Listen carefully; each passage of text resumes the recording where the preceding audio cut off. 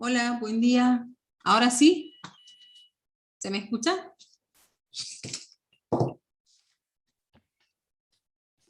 Buenos ¿Cómo días, están profe. todos? Sí, primero no estaba enchufado mi micrófono. Bueno, un minutito, preparo ya les comparto la pantalla y continuamos con la clase de la semana pasada. ¿Sí? Ya les comparto pantalla.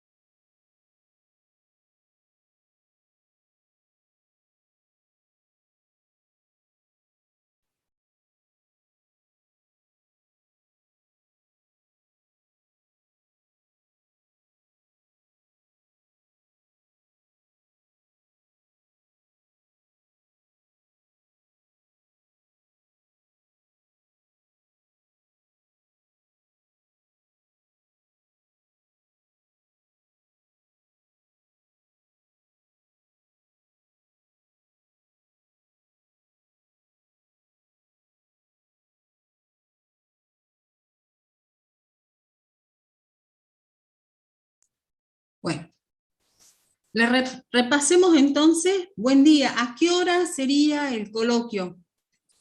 Y no vamos a tomar coloquio, vamos a terminar con este tema y la otra semana vamos a tomar. Así yo puedo terminar con esto. ¿Sí? ¿Les parece?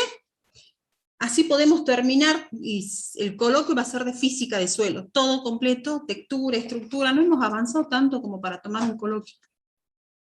¿Sí? Bueno, profe, muchas gracias. No, de nada. Mi intención es que terminemos con esto, porque me parece que es importante que integremos todo esto, textura y estructura. Entonces, yo les hago un repaso, qué es lo que vimos la anterior, así enganchamos.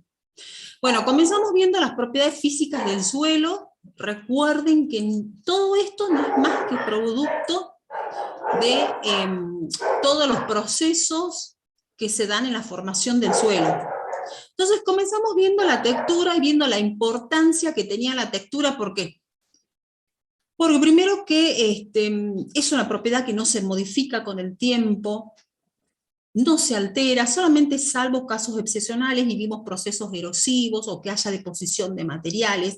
Pero si yo año a año tomo la textura, no se modifica. ¿Por qué me interesaba particularmente la textura? Porque es una propiedad base que me permite inferir otras propiedades. Y las reuníamos a la textura y a la estructura, que es lo que vamos a ver ahora, porque las dos son las que van a determinar en síntesis la propiedad que va a tener ese suelo de brindar agua, brindar nutrientes y brindar aire a las plantas. Y en general, ¿no?, a la actividad biológica. Y yo quiero destacarles esto. Esto, recuerden que esta es la composición volumétrica del suelo, que no solamente es un ideal, sino que es una necesidad lograr esto, es decir, que haya un equilibrio entre el agua, la fase líquida, la fase gaseosa y lo que es la fase sólida del suelo. ¿Sí? Entonces, ¿qué más vimos? Las propiedades que tiene la textura, cómo se relaciona con otras propiedades. Nos quedamos, vimos cómo se determinaba campo, comenzamos a definir estructura, y esta es una síntesis. ¿Se acuerdan de que vimos la estructura y cómo la estructura se relaciona con las permeabilidad.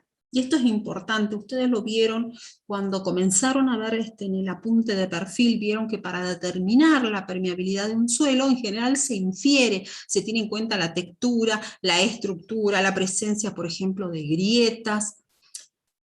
Y en este cuadrito, esto de ojo que está con rojo, es para que lo tomen en cuenta, ¿sí? Porque está bien este cuadro, es una síntesis, está buena porque es muy gráfica, pero ojo con estos detalles, ¿está bien? Bien, este cuadro me parece más que interesante porque no solamente relaciona la permeabilidad, sino ya no solamente tiene en cuenta la estructura, sino también la textura. Y fíjense, para situaciones extremas, por ejemplo, una textura pesada, dice, es decir, acuérdense que pesada le llamábamos a las texturas finas, o un arcilloso, por ejemplo, donde decimos que es pesada porque cuando el suelo tiene que, la maquinaria tiene que elaborar, esto es desde el punto de vista de la maquinaria. Cuando pasa la maquinaria y tiene que pasar el arado, es muy pesado, ¿sí? Le cuesta, hace un gran esfuerzo a la maquinaria, por eso decimos texturas pesadas a las arcillosas, y le decimos a las arenosas o finas, que son livianas, porque lógicamente el pasaje de la maquinaria es mucho más fácil. Entonces, en esta situación extrema, ¿qué tenemos? Fíjense en cómo me dice que cuando yo tengo la combinación de una textura fina y, por ejemplo, una estructura dispersa, es decir, no tengo estructura en realidad, o una estructura planar, que esto le llaman en otros lugares a la estructura laminar, o tengo una estructura columnar o prismática muy compacta, como la permeabilidad puede ser lenta y me está dando valores de menos de 0,10 centímetros por hora. En el caso contrario, o sea, cuando yo tengo una textura muy liviana, como decíamos, arenosas, fíjense, no tengo estructura, sino son partículas sueltas, por eso decimos grano simple, como la permeabilidad es muy rápida en esa situación, y estamos hablando de valores de más de 25 centímetros por hora, ¿sí? Eso, acuérdense, en que no son buenas condiciones, no le da tiempo al suelo de retener agua, rápidamente se vacían los poros. Entonces son condiciones, en este tipo de suelos se generan condiciones de aridez. Y veamos un valor medio, es decir, cuando la permeabilidad es moderada, ¿sí? Con valores entre 2 y 6 centímetros por hora, fíjense en que eso corresponde en general con texturas medias y con estructuras tipo granular, como dijimos que es una estructura deseable, de lo típica del horizonte A, o también puede ser bloques, y generalmente son bloques pequeños, ¿sí? Bien. Si no hay alguna pregunta de esto, sigo avanzando, no sé si todo bien, igual cualquier cosa ya saben, ustedes me avisan por chat, pues yo los escucho. ¿Qué es lo que quiero mostrarles en este gráfico? Esto es la organización jerárquica de la estructura del suelo. ¿Qué quiere decir? Fíjense en cómo me muestra un perfil donde tengo un horizonte A y un horizonte B. Un horizonte A con una estructura granular, fíjense en la escala, las estructuras granulares son agregados pequeños, y me muestra cómo un macroagregado, ¿sí?, de esta estructura granular, está formado por otros microagregados, ¿sí? Es decir, un macroagregado está formado o bien por la unión de varios microagregados o, ¿sí?, arenas más grandes, limos y microagregados. ¿Está bien?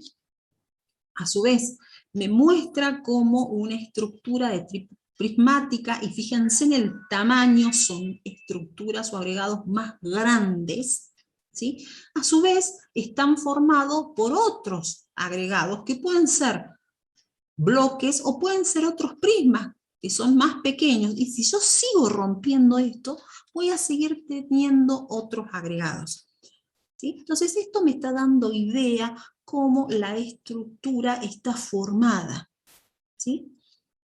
En general hablamos de microagregados cuando estamos hablando de PED o agregados menores a 0,25 milímetros de diámetro, y hablamos de macroagregados cuando hablamos de un agregado con un tamaño mayor a 0,25 milímetros de diámetro.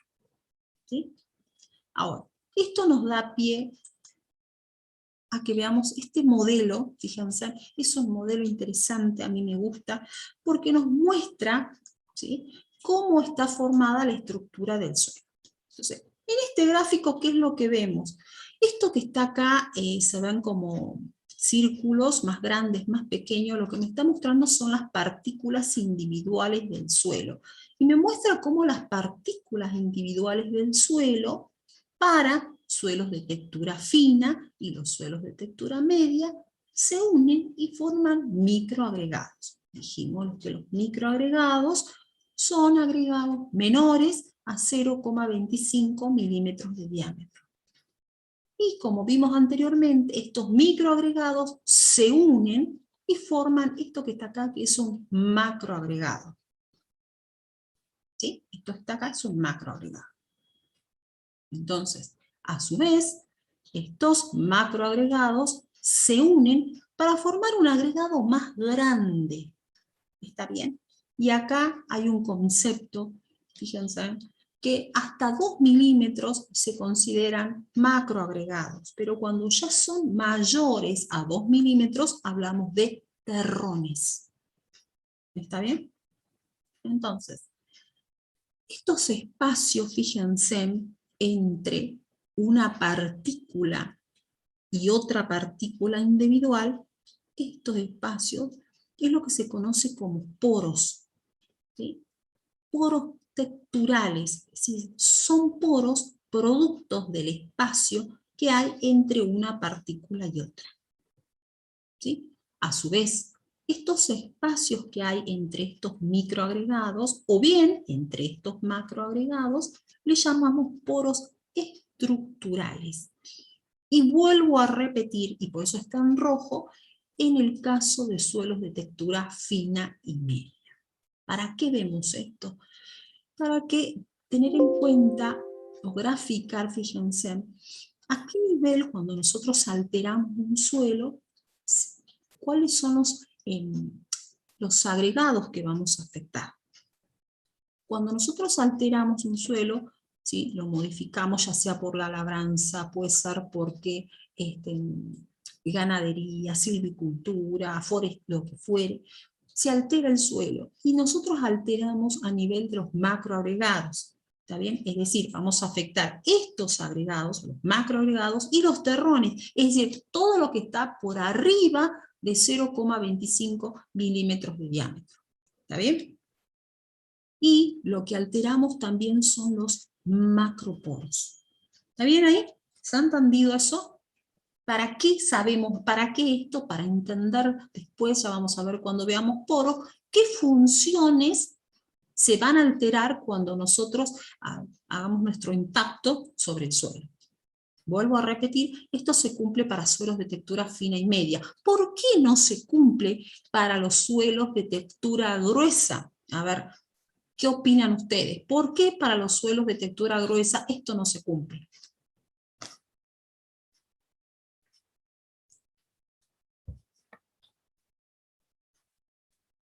Para darles una pista, fíjense, ¿cómo es el espacio o qué tipo de poro hay entre esta partícula y esta partícula?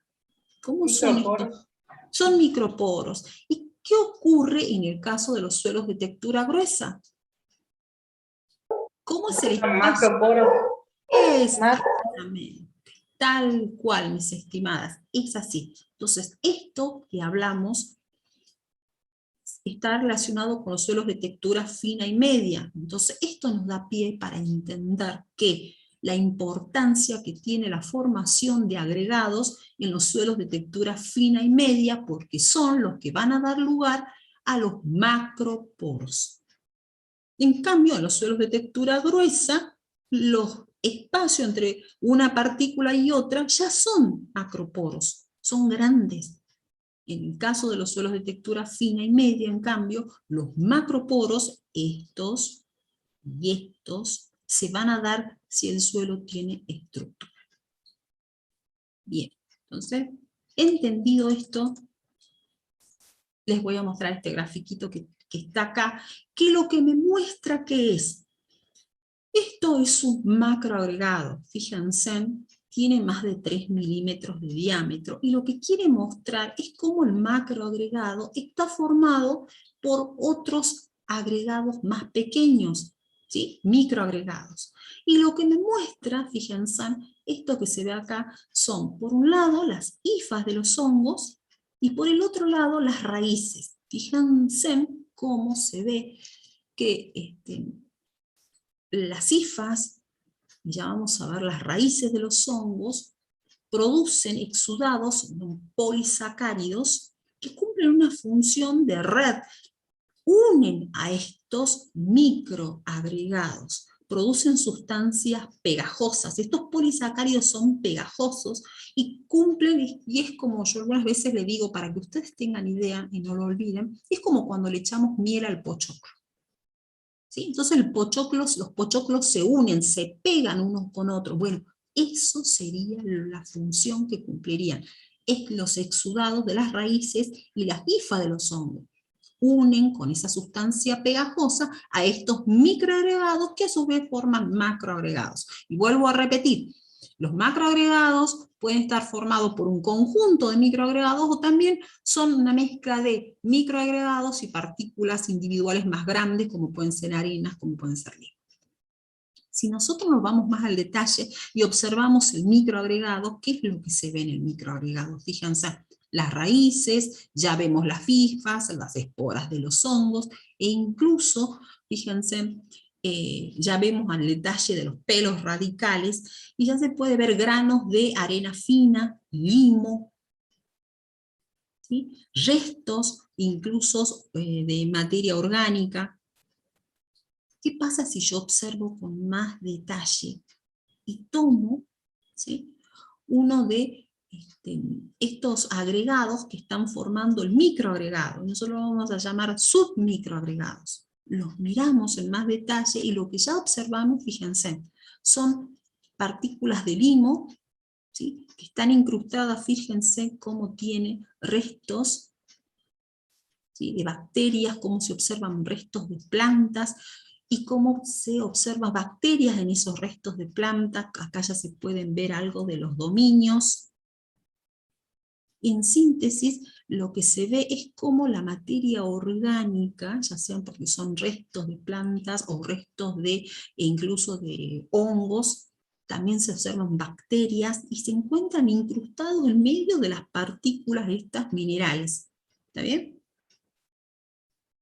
Se ven limos finos. Acá ya se pueden ver así a los dominios. Si lo vemos más en detalle acá, ya van a poder ver estos dominios, que pueden ser dominios de arcillas o dominios de arcillas complejos, arcillos únicos. Fíjense cómo están uniendo las partículas de limo, cómo los limos estos a su vez tienen incrustaciones de bacterias, cómo se ve también esos, los restos, los detritos que dicen acá, o los restos de vegetales, de plantas. Incluso acá ya se puede ver un poro, ¿sí?, cómo está reteniendo agua, los complejos arcillos húmicos. Entonces, ¿esto es para qué? En síntesis, fíjense en qué es lo que vemos, cómo la importancia que tiene la materia orgánica en los agregados, en la formación de macroagregados y también en los micros, pero particularmente en la formación de macroagregados. Y acá, en la formación de los agregados que son más pequeños, e incluso intervienen más que nada los enlaces de tipo inorgánicos. ¿Está bien? Fíjense en cómo me dice acá, hay hierro, ¿sí?, óxidos de hierro que están acá uniendo partículas, ¿sí? Acá se ve un limo, otro limo. O sea, fíjense en la actividad biológica que tiene todo esto.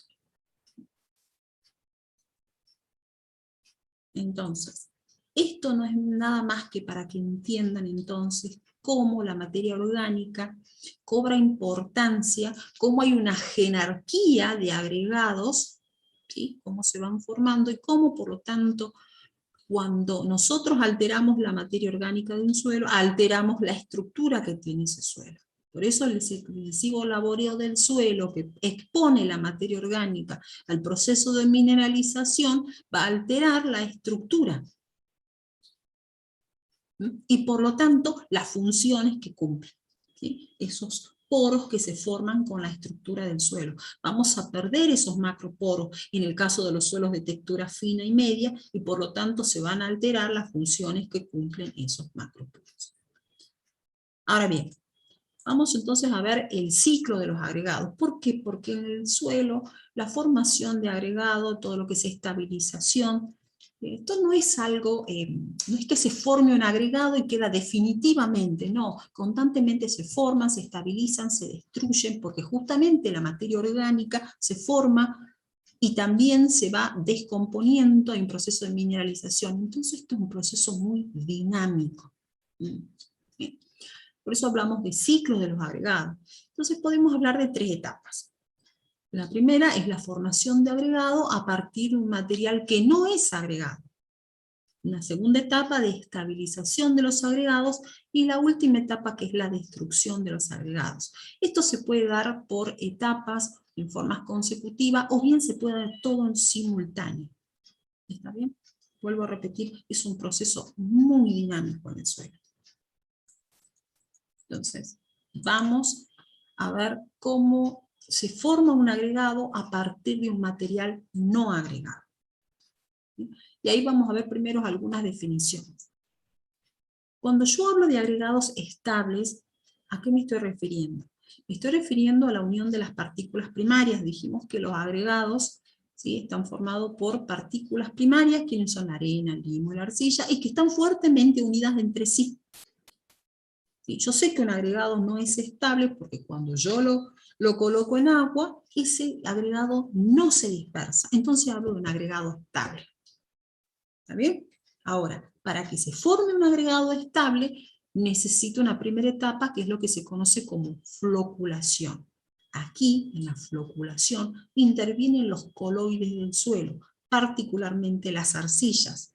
¿Cuándo intervienen los coloides orgánicos? Cuando no hay arcillas, por ejemplo en un suelo arenoso, donde prácticamente el contenido de arcillas, de coloides inorgánicos es muy pobre. Entonces ahí cobra importancia los coloides orgánicos.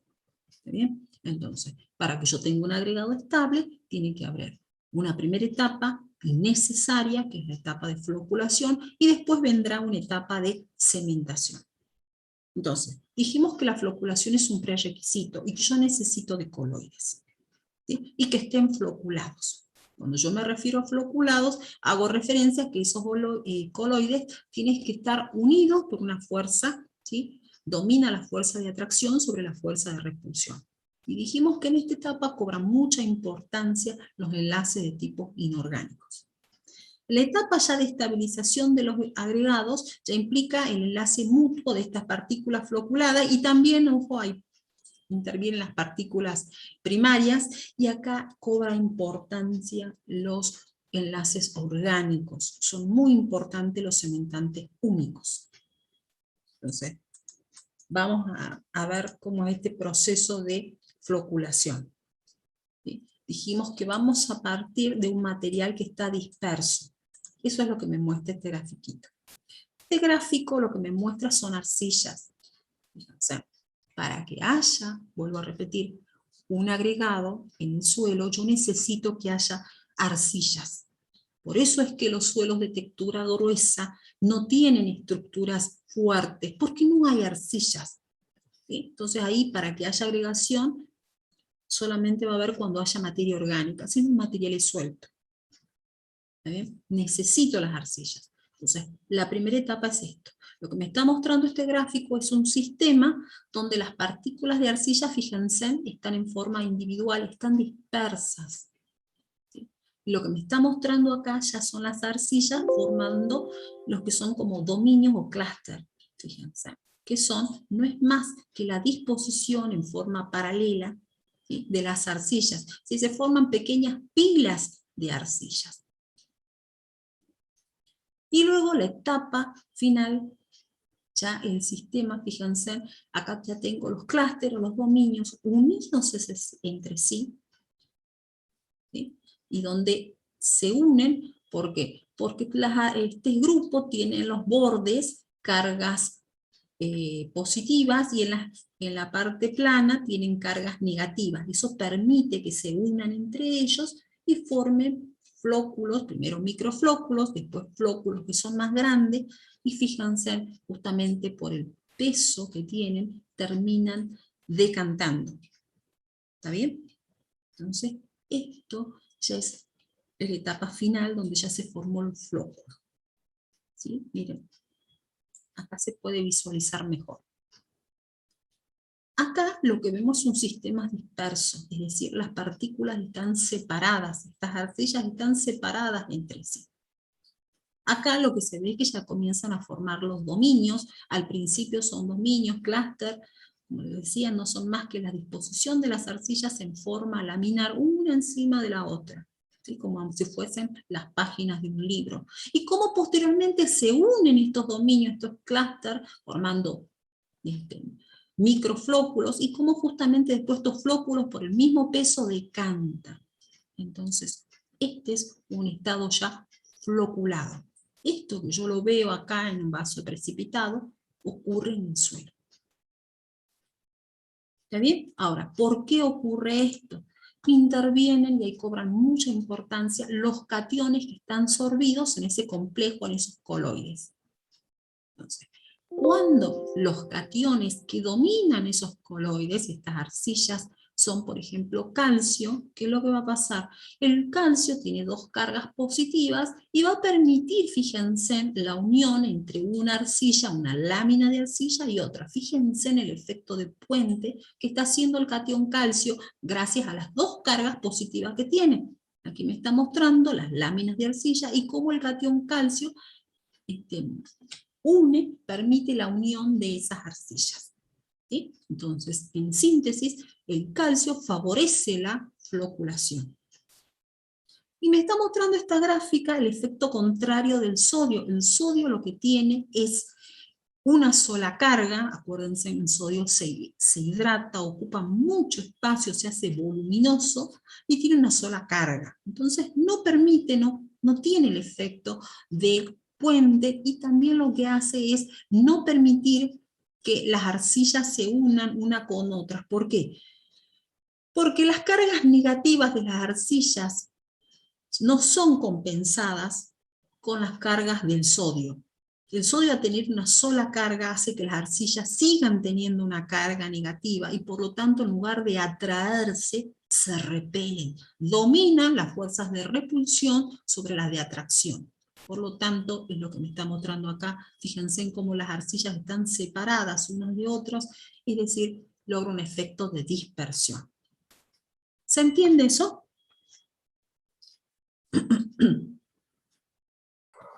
Sí, profe.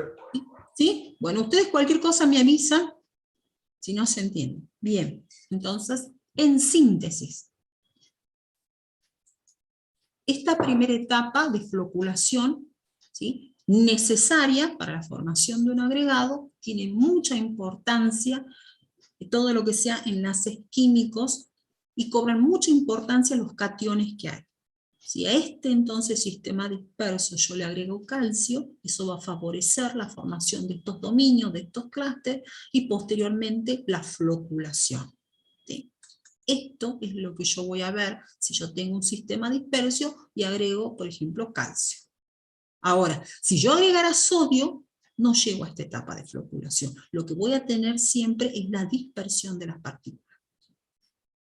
No voy a avanzar hasta acá. ¿Está bien? Bien.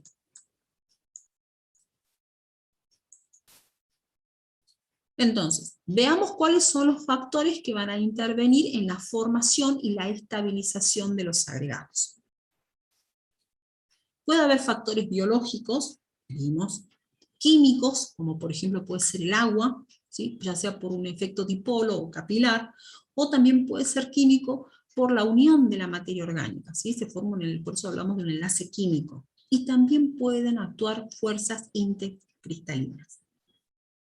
Entonces, comencemos con los enlaces químicos o los factores químicos que intervienen, ¿sí?, para que se formen, dijimos, van a dominar en la primera etapa. No es que en los macroagregados no intervengan, sino que son dominantemente importantes en la formación de, por ejemplo, los dominios. Entonces, para que ustedes tengan idea, fíjense en este gráfico, me muestra la acción del agua como un dipolo. Acuérdense que el agua tiene un extremo positivo, es un dipolo, y un extremo negativo. Lo que me está mostrando acá trata de graficar las partículas de arcillas con sus cargas negativas, y fíjense en cómo en un suelo húmedo la disposición que tienen las moléculas de agua.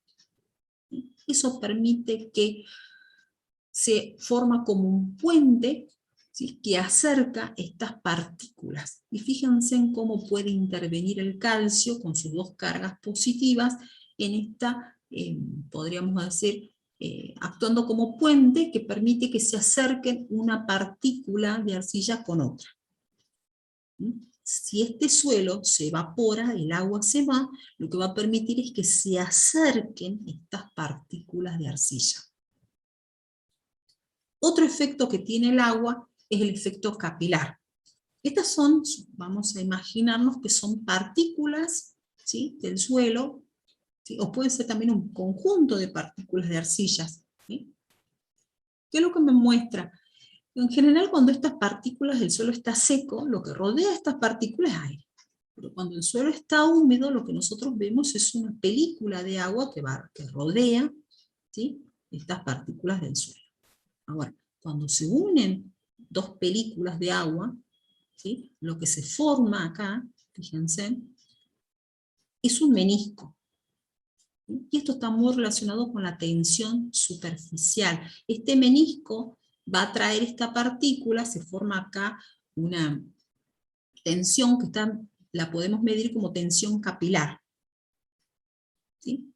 Fíjense en que esta tensión capilar acerca las partículas.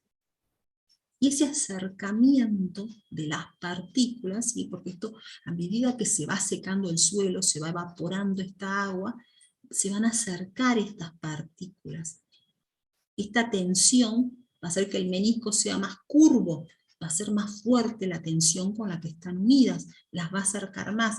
Y si se acercan más, van a poder actuar otras fuerzas, que son las fuerzas de Van der Waals, que son fuerzas que va a permitir, justamente son fuerzas intermoleculares.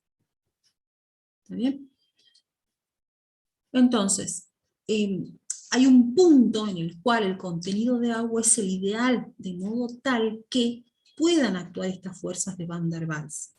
¿Sí? Se calcula que es aproximadamente un 60 y 70% del contenido de agua a capacidad de campo. ¿Por qué? Porque si el suelo está excesivamente mojado, no va a favorecer en realidad que las partículas se acerquen, se unan y actúen estas fuerzas.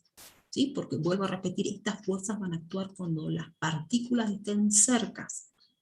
Por eso es que necesito que se acerquen.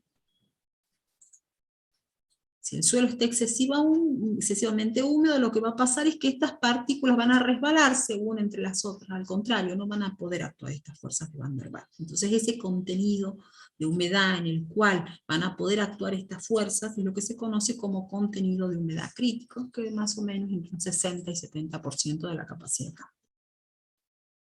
Bien, ¿qué más interviene en la unión de estas arcillas? Fíjense, estos son los enlaces químicos. Fíjense, estas son cadenas alifáticas, ¿sí?, o materia orgánica con una estructura alifática, y lo que me muestra cómo los extremos de esta estructura alifática, donde tenemos cargas negativas, pueden unirse con las arcillas en sus extremos con cargas positivas. ¿Sí? De la misma forma, las cargas positivas de estos compuestos orgánicos se pueden unir con las cargas negativas de las arcillas. Lo que me muestra que generalmente, en el caso de la materia orgánica, los compuestos orgánicos que tienen carga positiva son los grupos aminos que están en las proteínas, que están en los aminoácidos.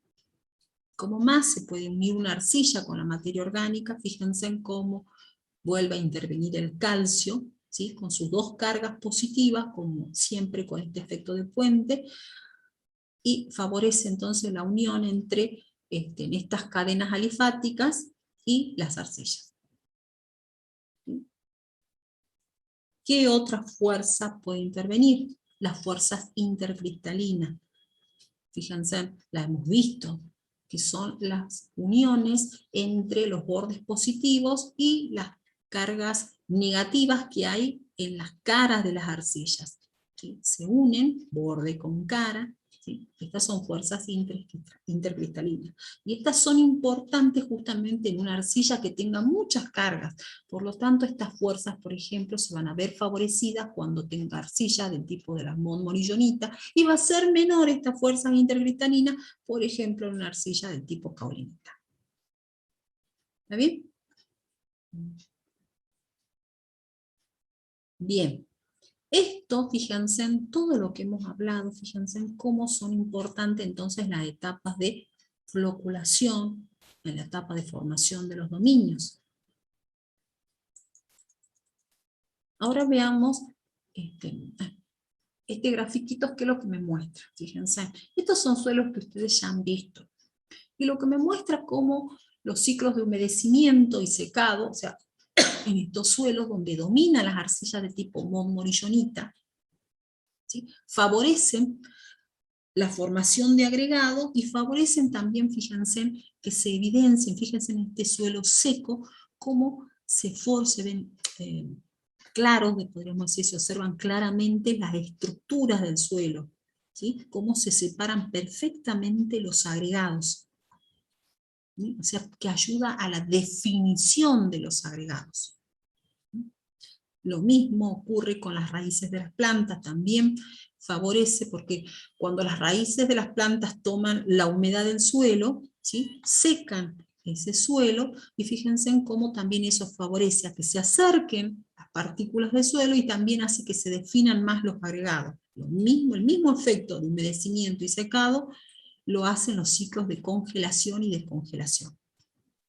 Ahora, ¿dónde es importante esto? Y bueno, en los suelos donde dominen justamente ese tipo de arcilla, los vertisoles, alfisoles, molisoles.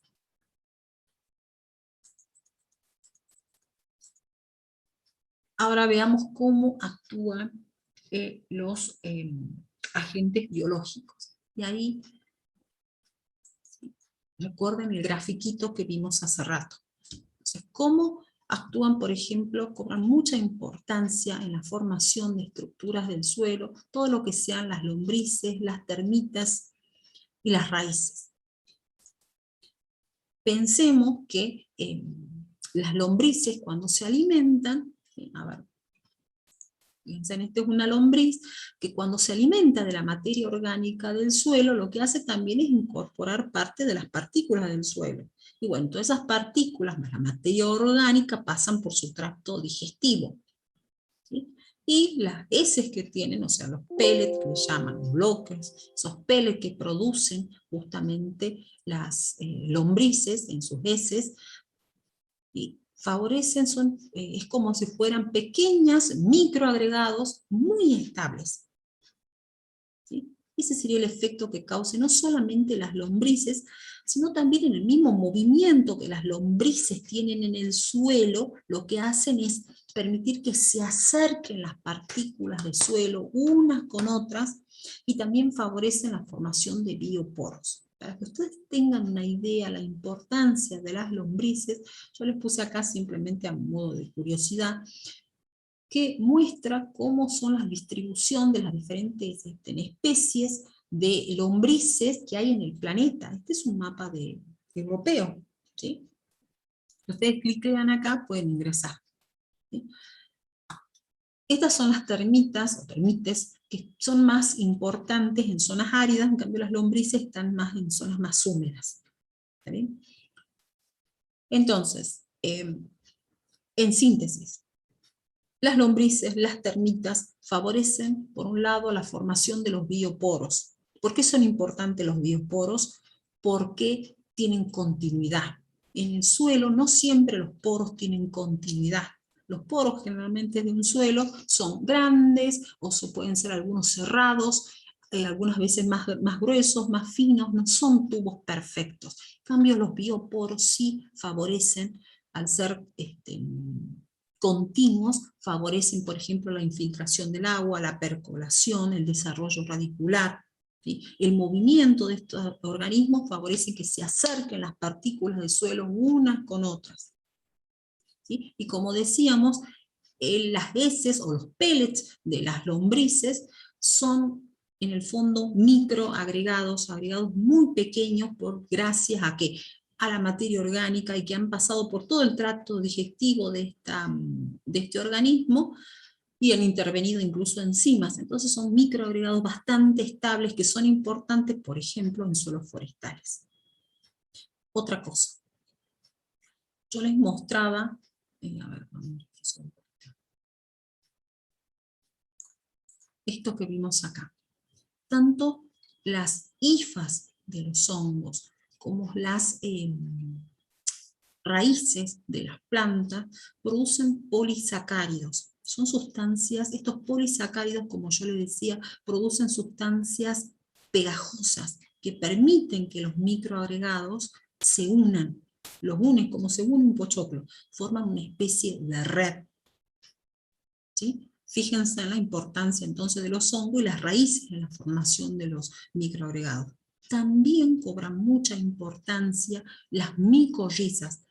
¿Sí? Las micorrizas aparecen que son hongos que se unen a las raíces de los árboles y que producen una glicoproteína que se llama glomalina. Entonces por eso es que muchas veces se la estudia y se la correlaciona a la producción de glomalina con la estabilidad estructural del suelo. Hay numerosos trabajos que relacionan eso, incluso en el INTA, acá en Cerrillos, las chicas que trabajan en la parte de microbiología han trabajado mucho entre la correlación de la glomalina, ¿sí? Y la estabilidad estructural, ¿sí? Que es una forma, ya vamos a ver, de cuantificar la estabilidad que tiene un agregado.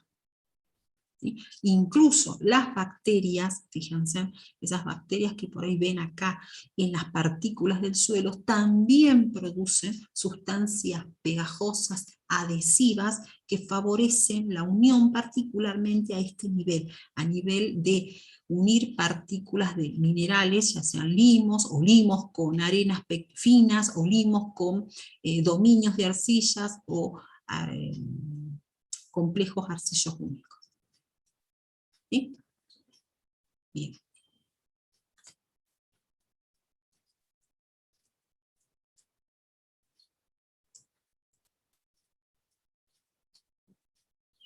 Muy bien. Entonces, fíjense entonces qué importancia que tiene todo lo que es la actividad biológica en la formación de estructura de un suelo. Entonces, ¿ninguna pregunta hasta ahí? ¿Algo que no me di a entender? Bien. Sigo entonces. Fíjense, ya vimos entonces hasta ahora cuáles son los enlaces que intervienen principalmente en la formación de los dominios, en la formación de los flóculos, los biológicos, cómo cobran importancia en la formación de macroagregados.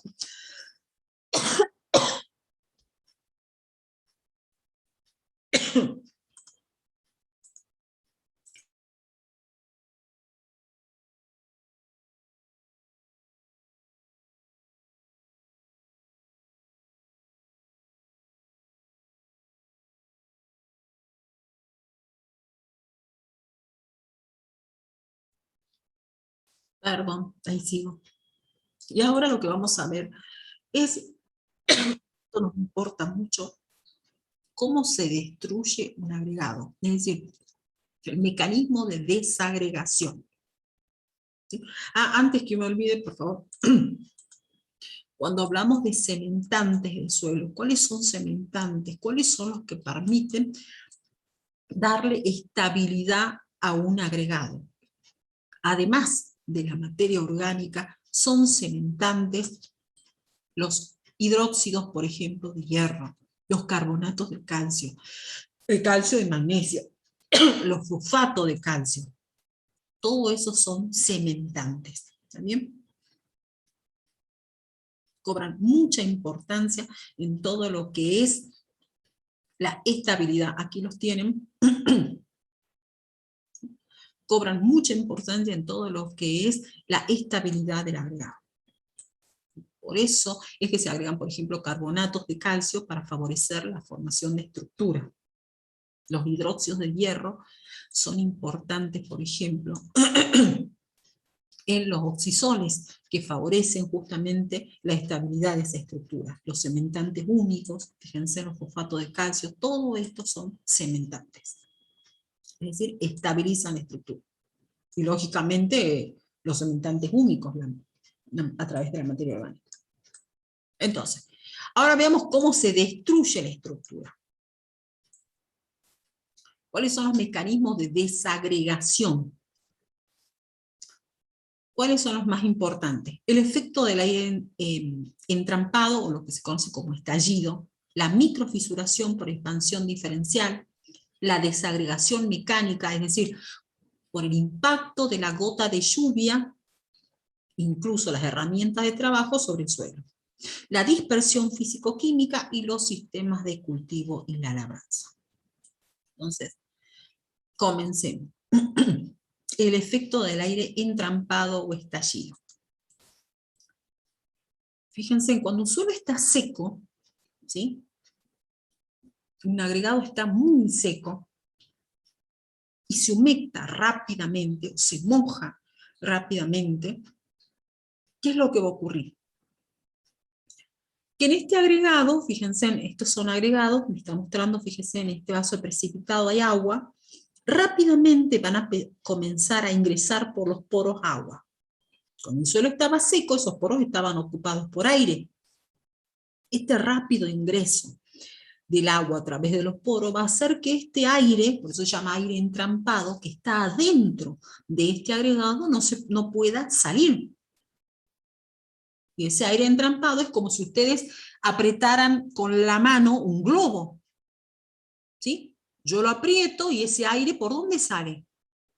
Si todos los poros alrededor están cubiertos con agua. Entonces, una vez que las partículas, que la fuerza de cohesión que mantiene unidas esas partículas del agregado, ¿sí?, sea vencida por la fuerza con la cual se trata de escapar el aire, ese agregado se va a romper. ¿Sí? Por eso es que se llama efecto de aire entrampado o estallido. ¿Cómo se visualiza eso? Una vez que se rompe ese agregado, el aire puede liberarse, y eso es lo que ustedes ven aquí. ¿Sí? Esas burbujas que se forman no es más que el aire, fíjense que hay burbujas que se está escapando de esos agregados que se han roto. A su vez, eso genera que ese material esté disperso. Y si sigue lloviendo, ¿qué es lo que va a terminar pasando? Ese material disperso va a ser arrastrado. Va a generar procesos erosivos. Entonces, ahora, ¿cómo puedo hacer? Eso tiene que ver, en realidad, con muchos factores. ¿Sí? Por ejemplo, con la velocidad con la que se moja este agregado, con cuán seco estaba el agregado, o cuán húmedo estaba cuando se humectó. Tiene que ver con los cementantes, y aquí cobra mucha importancia incluso la materia orgánica, porque la materia orgánica es hidrófuga, ¿sí? Es decir, se humecta, no tiene afinidad con el agua. Entonces eso hace que cuando hay mucha materia orgánica en un suelo, la humectación se alenta por la poca afinidad de la materia orgánica con el agua.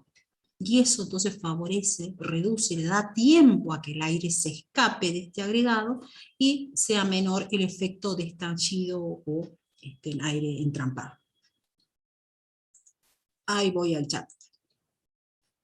¿El aire ejerce presión para que la partícula se rompa? Sí, tal cual. Así es, Verónica.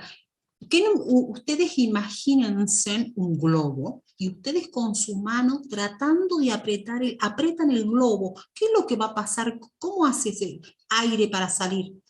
Yo lo aprieto al globo y en algún momento va a estallar ese globo. Bueno, eso ocurre de una forma simplemente gráfica para que ustedes se imaginen ese agregado, ¿sí?, donde todos los poros y en todas las direcciones va ingresando agua. Eso es lo que ocurre acá. El agregado ingresa agua por todos los poros. Entonces el aire que está ahí, ¿cómo se escapa?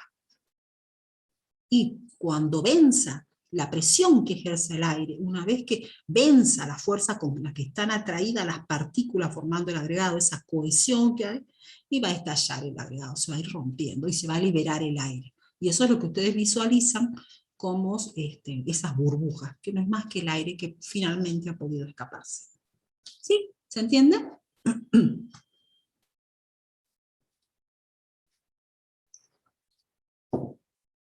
Entonces, ¿cómo hacemos? Por eso les decía la importancia de la materia orgánica. ¿Sí? Al ser hidrófoba, al humectarse tan lentamente, da tiempo a que el aire se pueda escapar por los poros, que la velocidad de humectación no sea tan rápida y por lo tanto disminuye el efecto estallido. ¿Sí? Bien. ¿Qué otro? Veamos qué otro. Ahí está. ¿Cómo más se rompe un agregado? Y por la desagregación mecánica. Es decir, el efecto que causa la gota de agua, que algo vimos en factores formadores, el efecto de la gota de agua. Ustedes se imaginan, ¿se acuerdan cuando vieron energía cinética? Que vieron que la energía con la que impacta, por ejemplo, una gota de agua sobre el suelo es igual a la masa por la velocidad al cuadrado. Es decir, cuanto más sea la velocidad con la que caiga esa gota de agua y mayor sea la masa, más grande, mayor va a ser el impacto, la fuerza con la que va a dar al agregado del suelo. De allí se acuerdan la importancia que tiene de tener jamás los suelos desnudos. Entonces, ese impacto que va a provocar la desagregación mecánica, ¿sí? Y por lo tanto, ustedes se imaginan cuando llueve, ¿sí? Imagínense una lluvia intensa, hay un momento en el cual la velocidad con la que infiltra el agua, ¿sí? Es superior, o podríamos decir que es la lluvia termina siendo más intensa con la velocidad con la que puede infiltrar, se termina saturando, en un momento se satura el suelo. Entonces se forma una película de agua sobre la superficie del suelo. Entonces, todas esas partículas rotas, ¿sí? Esas partículas individuales sueltas, quedan en suspensión. ¿Sí? Y cuando finalmente va ingresando el agua, la primera que decantan, la primera que van a sedimentar, son las partículas más grandes, la arena, el limo, y finalmente van a hacerlo las arcillas. ¿Qué van a hacer las arcillas? Son tan pequeñas que van a ocupar los poros más pequeños. Esos espacios pequeños van a ser ocupados y van a formar esto en superficie. Esta estructura laminar, ¿se acuerdan que dijimos que es una estructura no pedológica? Fíjense en cómo se puede formar. Dijimos que los suelos de textura limosa, o sea, donde domine la fracción limo, se va a dar esta situación, son propensos a la formación de esta costra. ¿Sí? ¿Cuál es el problema? Que si bien son pocos milímetros, generalmente, son de pocos milímetros, es poco porosa. Ya dijimos que esos microporos están ocupados por las arcillas. Fíjense, no permite que haya un intercambio gaseoso, no permite la infiltración, y fíjense, no permite la emergencia de las plántulas. Esta pobre planta nace de una grieta, pero no pueden emerger las plántulas. Entonces es un gran problema, y eso ocurre mucho en los suelos, por ejemplo, del Valle del Lerma, donde hay mucho limo, y entonces generalmente son franco-limosos, con esta tendencia a las costras, y es un problema, por ejemplo, para un productor. ¿Por qué? Porque si él ha sembrado, se dan esta lluvia, algunas veces tiene que resembrar, o bien utilizan por ahí con el tractor hacen pasar unas cadenas para que se rompan estas costras y puedan emerger, ¿sí? Las plántulas.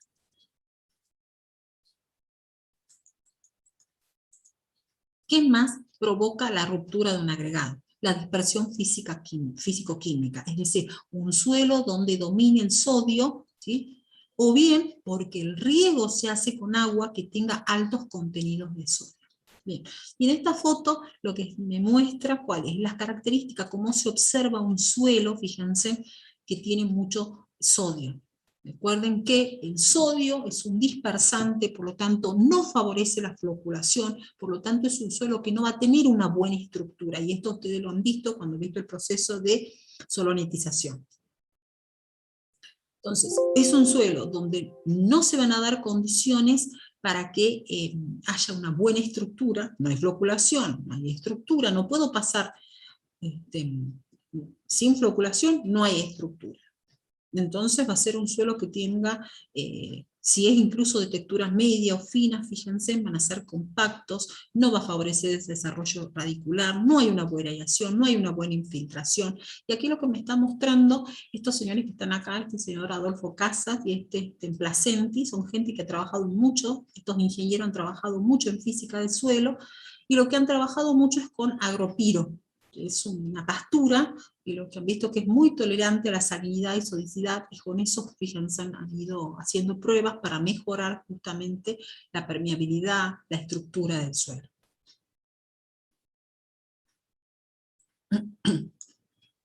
A ver, me parece que ahí está.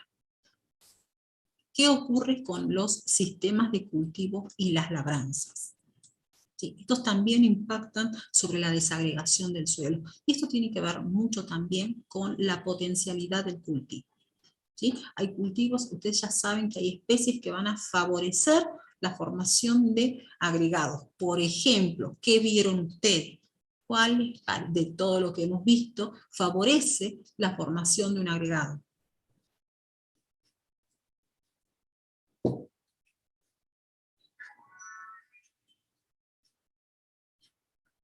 ¿Qué vimos en factores formadores?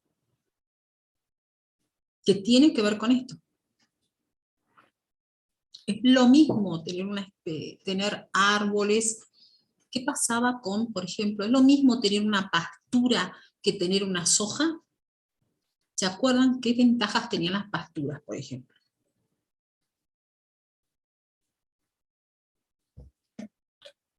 Tenía mayor aporte de materia orgánica. Exacto, muy bien, perfecto. Y nosotros habíamos visto que las pasturas constantemente se estaban renovando las raíces, y esas raíces viejas se incorporaban al suelo y lógicamente lo enriquecían con materia orgánica. A su vez, las pasturas son permanentes, prácticamente no necesitan una remoción del suelo. No es como un cultivo que lo tenemos que remover al suelo.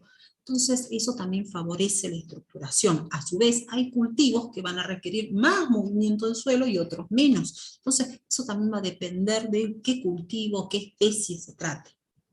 ¿Sí? Cómo favorece ese cultivo la actividad biológica, cómo protege el suelo, protege del impacto, ¿sí? De las gotas de agua, o sea, qué cobertura tiene. Y como decíamos, de las prácticas de cultivo. A su vez, también está muy relacionado con el manejo que le dimos al suelo. No es lo mismo darle la carga animal que le corresponde a ese suelo que excederme, ¿sí?, en animales en un suelo, o por ejemplo hacer determinados manejos cuando el suelo está húmedo y se va a compactar más que cuando el suelo esté menos húmedo. O sea, ¿qué momento hago los laboreos? Y esto no solamente me refiero desde el punto de vista agrícola, sino también en los manejos silvopastoriles. ¿Está bien? En todo lo que sean forestaciones, en general cuando estoy hablando de manejo del suelo. Bien. Finalmente voy a hablar, ¿sí? No sé si hay alguna pregunta, alguna cosita de lo que acabo de hablar, alguna duda.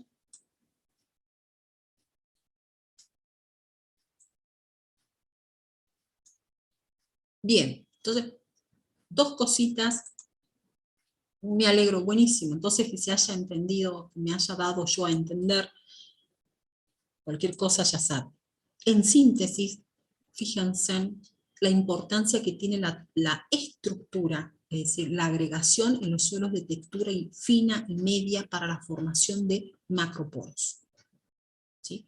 Fíjense en la importancia que tiene la materia orgánica en la formación de macroagregados. ¿Por qué hay que conservarla? ¿Sí? Y prestemos particular atención de lo que hemos hablado a todo lo que sea actividad biológica y cuáles son los mecanismos de desagregación del suelo. Entonces, Todo lo que sea además que vimos de estructura hasta ahora son características cualitativas. Cuando vimos la forma, el tipo, el grado, ¿sí? Entonces, hay una forma también de medir la estructura del suelo, pero ya no en forma cualitativa, sino en forma cuantitativa. Este tema lo vamos a profundizar cuando veamos perfil cultural o cuando veamos indicadores de calidad del suelo. ¿Sí? ¿Qué es la estabilidad estructural? Acá ya cuantificamos, ¿sí?, la agregación que tiene ese suelo. Entonces, cuando yo hablo de estabilidad estructural, ojo, porque algunas veces confunden estabilidad estructural con todo lo que sea grado de la estructura, que no es lo mismo. Esto es una medida, son valores, números, de la resistencia que tienen los agregados a la ruptura cuando son sometidos a procesos potencialmente destructivos. Sí, generalmente se los somete a inmersión en agua o se les agrega calgón que contiene sodio. Entonces, no es un absoluto, lógicamente que esto no es una medida absoluta, ¿sí? Va a depender del suelo, de las fuerzas aplicadas. Y fíjense, cuando ya hablamos de estabilidad, como vuelvo a repetir, ya cuantificamos, es un valor, y se utilizan varias técnicas. Esa la vamos a ver más adelante, pero quiero que lo vayan sabiendo para que discriminen entre lo que es lo cualitativo de lo cuantitativo.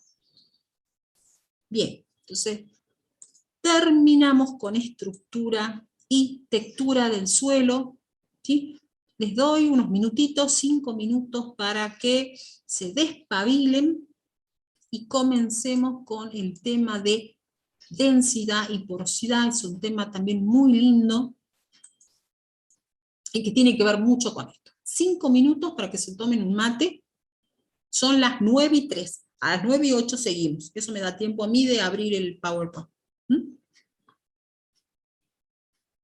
Simultáneo o después de la cementación. En realidad, primero tiene que haber, siempre la floculación es la etapa previa, ¿sí? Tiene que ocurrir para que vaya avanzando el proceso. ¿Sí? Primero flocula y después se van dando las etapas siguientes. Por eso es importante que haya arcillas en el suelo, para que haya este proceso de floculación, y después acuérdense que estos dominios se van uniendo a las partículas, por ejemplo, de arena, a las partículas de limo. Fíjense en cómo entre partícula y partícula quedan incrustadas, está protegida la materia orgánica, ¿sí? Está incrustada ahí la materia orgánica. Entonces, la floculación en síntesis es previa. Necesito primero la floculación y después voy pasando por las etapas de la cementación. Bueno, comencemos entonces con el tema de densidad y porosidad. Bueno, nosotros cuando comenzamos, ¿sí?, vimos que había propiedades físicas del suelo a las que le llamamos fundamentales y a otras que le llamamos derivadas. Las fundamentales dijimos que era la textura, la estructura, la densidad, el color, la consistencia. Y la temperatura. Y las derivadas que tenemos, la porosidad, la capacidad de aire, la capacidad de retención de agua, la compactación y la profundidad radicular efectiva. Entonces, ahora vamos a hablar de la porosidad. Cuando yo hablo de porosidad, ¿a qué me estoy refiriendo? Al porcentaje de volumen de suelo que es ocupado por los poros, ¿sí? O sea, el porcentaje de volumen de suelo no ocupado por los sólidos. Entonces, cuando yo hablo, por ejemplo, de una porosidad total del 40%, ¿a qué me estoy refiriendo? A que de 100 centímetros cúbicos, el 40% es poros. ¿Sí? Entonces, ahora, pregunto.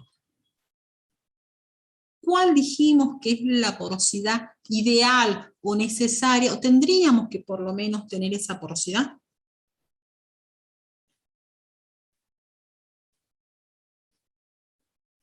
El 25%. 25. A ver. Eso, 25 de aire y 25 de agua, en síntesis 50% de porosidad total, tal cual. Fíjense, eso es un concepto interesante porque en realidad no me dice la porosidad total qué es macro y qué es micro. ¿Está bien? Yo sé que hay una porosidad total, que es del 40%. No me dice cuánto hay de macro ni cuánto hay de micro.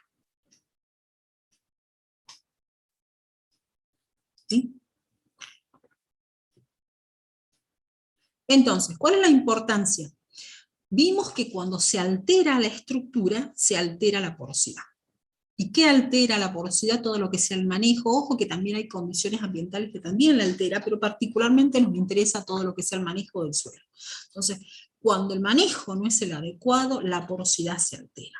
Y eso es un problema. Entonces, acá lo que me muestra es un suelo compactado, ¿sí? Y fíjense en cómo se restringe el intercambio gaseoso, el crecimiento de la raíz.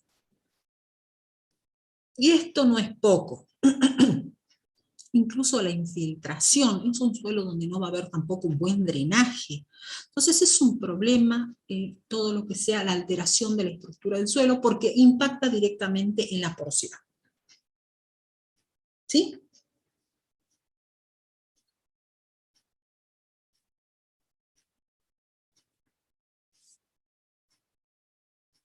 Entonces, este es un gráfico más que interesante. Me gusta mucho porque esto saca algunas dudas de las que se tienen algunas veces cuando les explicamos a los alumnos sobre la porosidad en los suelos de textura fina y la porosidad en los suelos de textura gruesa. Este gráfico me muestra, fíjense, estos son granos de arena. ¿Sí? Estos son los espacios entre los granos de arena, acuérdense que son macroporos por el tamaño, y esto me muestra las partículas de arcilla unidas formando microagregados que tienen tamaño de una arena. Y esto que ustedes ven acá también me está mostrando son los poros o microporos que quedan entre las partículas de arcilla. En síntesis, lo que me muestra es cómo en un suelo de textura fina, además, ¿sí? Fíjense, como en los suelos de textura fina, además, yo voy a tener microporos, mientras que en los suelos de textura grueso, esto prácticamente es fase sólida, son partículas sólidas. Entonces, a su vez, esto me está mostrando, fíjense en que dice microporos intrapediales, es decir, si esto es un PED, un agregado, estos son poros intra porque están adentro del agregado. ¿Está bien? Y estos que están acá, como estos son agregados, estos son poros interpediales. ¿Sí? Eso lo van a encontrar en mucha literatura, por eso se las nombra. ¿Sí? Se entiende entonces de allí que la porosidad en los suelos de textura fina sea mayor en relación a la porosidad de los suelos de textura gruesa.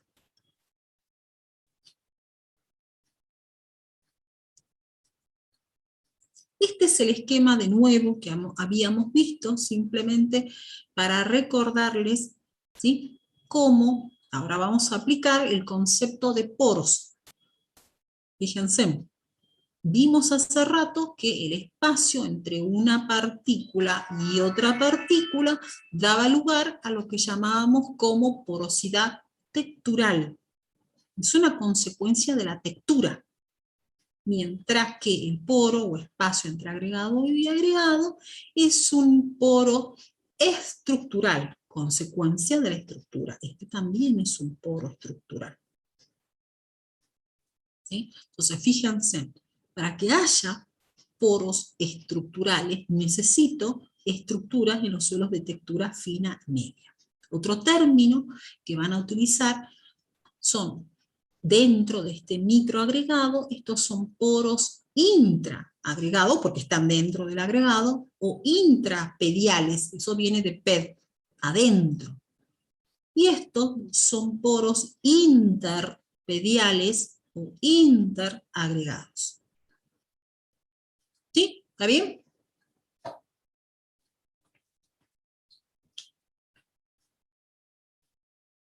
Sí.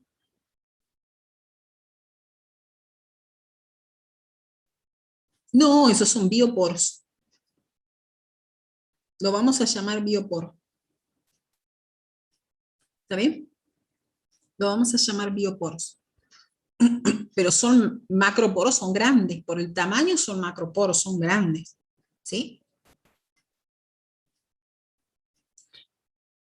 Clasificaciones. Entonces ahora vamos a ver cómo se clasifican los poros del suelo.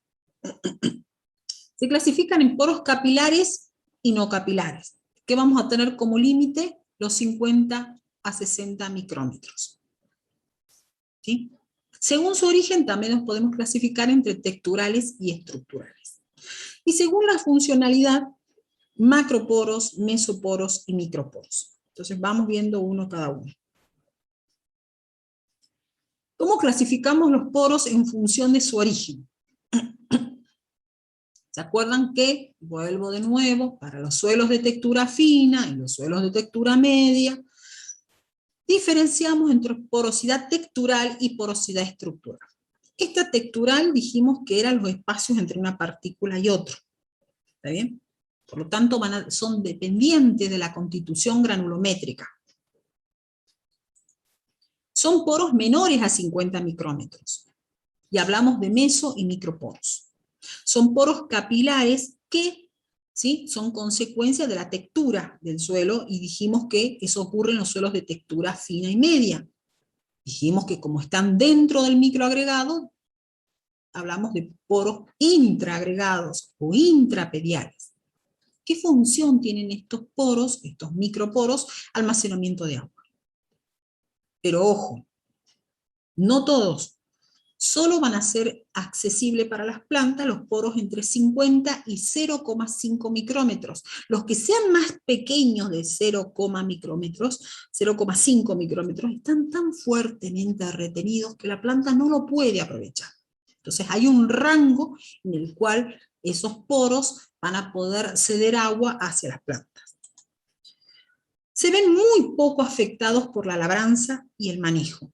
Lógicamente, porque si son poros texturales, ¿sí?, entonces no se van a ver afectados por la labranza, porque son espacios entre una partícula y otra. ¿Sí? ¿Cuál es la diferencia con un poro estructural? Y ahí es donde se ven afectados por el clima, y características biológicas, y los mecánicos, lógicamente, por el uso y el manejo que le demos al suelo. Todo lo que altere la estructura va a alterar la porosidad estructural. ¿Qué tamaño tienen? Más de 50 micrómetros. ¿Cómo los llamamos? Macroporos.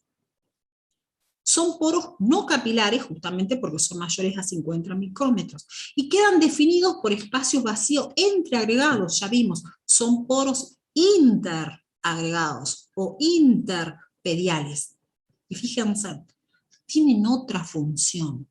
Por eso necesitamos de los dos, porque estos no cumplen la función de almacenamiento de agua, pero sí cumplen la función de drenaje y aireación. Y son sitios donde la biota edáfica va a vivir.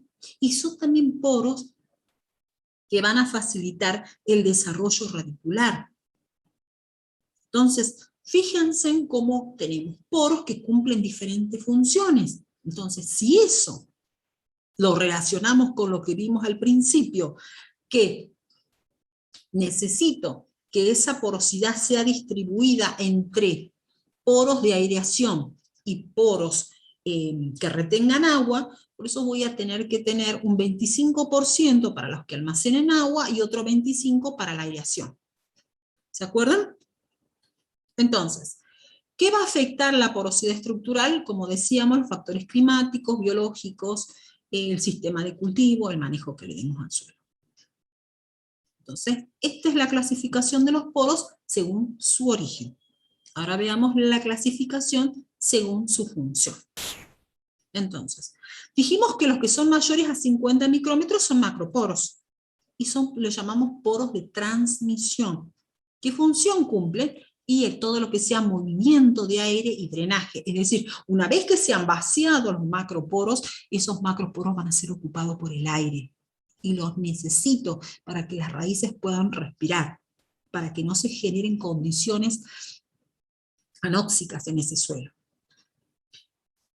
De acuerdo entonces al tamaño, vamos a hablar de mesoporos cuando estemos hablando de tamaños entre 50 y 0,5.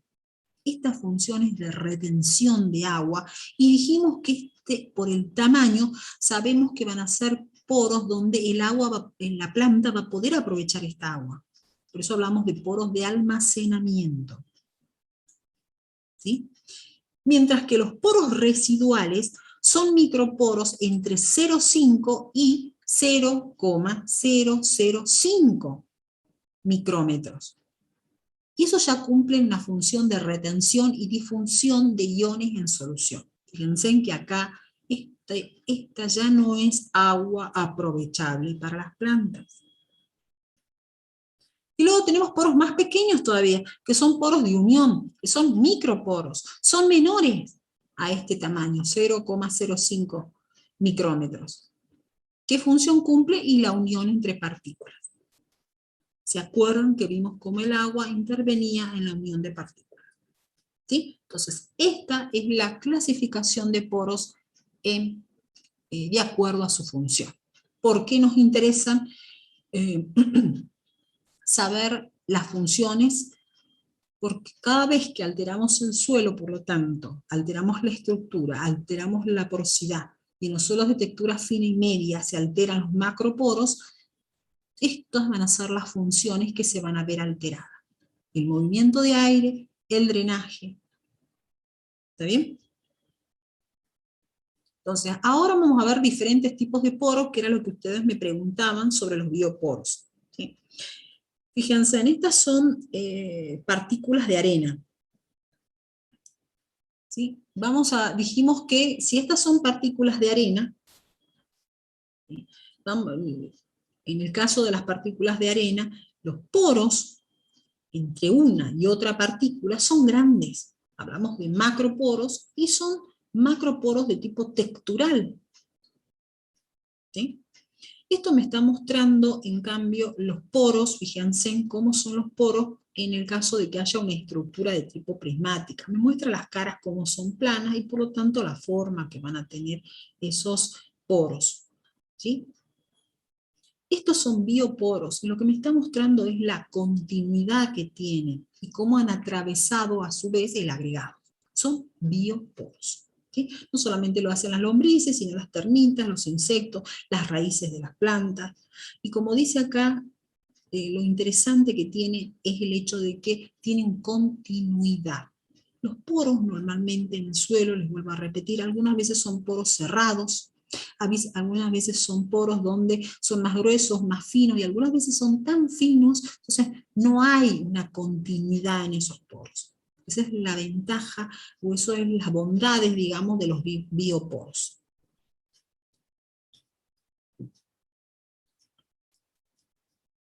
Bien, estos son algunos valores de porosidad. Recuerden que estos datos de porosidad también los tienen en la tablita de Israelsen, para que ustedes relacionen los suelos de textura fina, media, gruesa. Entonces, en los suelos que son arcillosos y orgánicos, que son, o sea, ricos en coloides, tienen altos valores de porosidad. ¿Cuáles son esos valores? Y 0,6 centímetros cúbicos por centímetro cúbico de suelo. Fíjense en cómo aquí la porosidad, en lugar de estar expresada en porcentaje, está expresada en tanto por uno. ¿Sí? Que es lo mismo que yo dijera si un suelo arcilloso tiene un 60% de porosidad. Los suelos arenosos tienen menor porosidad, 40%, o lo que es lo mismo, 0,4 centímetros cúbicos por centímetro cúbico. Los suelos compactados, en cambio, tienen valores de porosidad menor. ¿Sí? Por ejemplo, 0,3 centímetros cúbicos por centímetros cúbicos de suelo. O lo que es lo mismo, 30%, menos incluso de un 30% de porosidad. Y recuerden que cuando yo hablo de porosidad o porosidad total, no estoy discriminando qué tipo de poros hay. ¿sí? Si me dicen la textura, por ejemplo, yo puedo suponer que todos estos poros son macroporos, ¿sí? Pero acá en los suelos de textura fina no me dice si son micro o macroporos. Entonces, este es un grafiquito para recordar de nuevo, esto es algo que tenemos que tener incorporado, que es la distribución, cómo debe ser la porosidad en un suelo, cómo debería ser, cómo deberíamos lograr esto, de modo tal que yo tenga un 25% de macroporos, un 25% de microporos, de modo tal que pueda retener agua por un lado, retener agua en los mesoporos, y por el otro lado necesito macroporos para que haya un buen drenaje, una buena aireación, actividad biológica, favorezca el desarrollo radicular. Y esto es la calificación de porosidad total. Bueno, ¿qué es el valor medio satisfactorio? Del 50 al 55%. ¿Sí? Eso sería un valor medio. ¿Sí? Por debajo ya estoy hablando de valores muy bajos. Incluso más de un 70 ya hablo de una porosidad que es excesiva. Este gráfico de acá, de la izquierda, lo que me está mostrando qué ocurre en un suelo normal, y fíjense qué es lo que está pasando en este suelo. Fíjense que este suelo está compactado. Observen la distribución, cómo se aleja de la distribución ideal o necesaria en un suelo. La fracción sólida acá está ocupando el 74%, es decir que yo solamente tengo 18 y 4, 26% de ocupado por la, 24% incluso, porque este 2% es de materia orgánica, 24% para los poros. O sea que tengo muy baja porosidad total. Y esa porosidad total, a su vez, de ese 24%, un 18% son poros que retienen agua y el resto son poros de aireación. Entonces, ¿qué me imagino yo que pasa en ese suelo cuando llueve? ¿Qué se les ocurre a ustedes? ¿Qué pasa en ese suelo cuando llueve?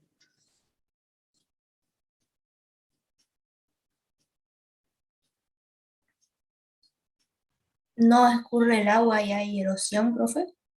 Claro, pero escurre el agua. ¿Qué ocurre? Ustedes recuerden, una vez que llueve, ¿qué le puede pasar al agua? Infiltra o escurre. ¿Y acá qué le pasa? Los poros son dominantemente pequeños y no hay poros. Entonces el agua no puede infiltrar. Entonces principalmente escurre. Y como dice acá la compañera, erosiona el suelo. Entonces se dan procesos erosivos. ¿Qué más va a pasar? ¿Qué otra función dijimos que se va a ver alterada?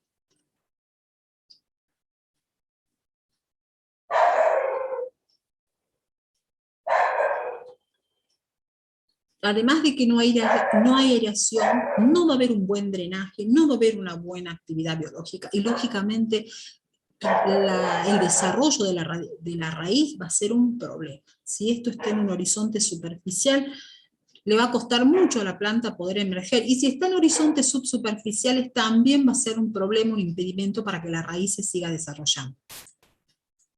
Bien, este es un gráfico, ¿por qué lo pusimos? Porque es muy interesante, a mí me gusta, porque nos muestra, esto básicamente es un suelo de textura franco-arenosa.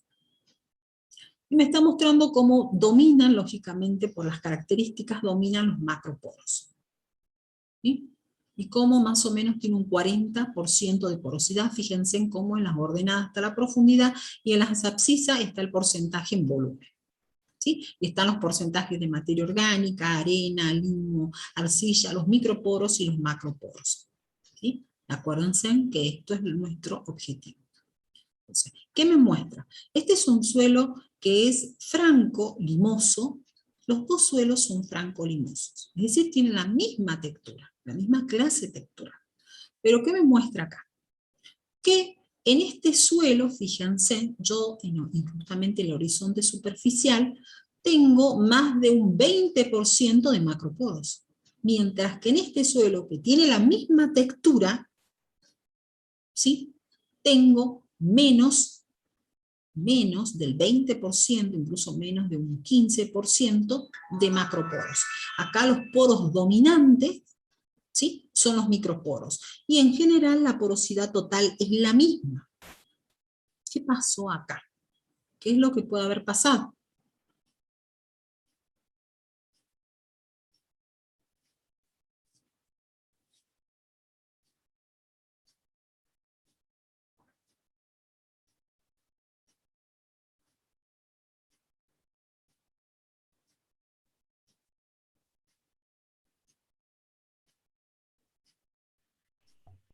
¿Cómo, profe? No entendí la pregunta.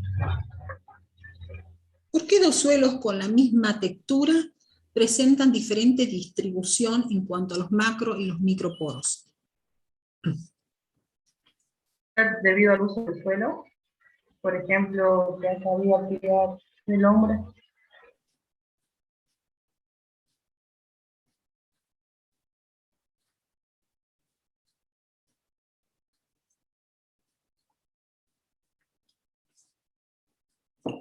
Puede ser el manejo, puede ser que un excesivo laboreo, puede ser que se haya compactado por el ganado.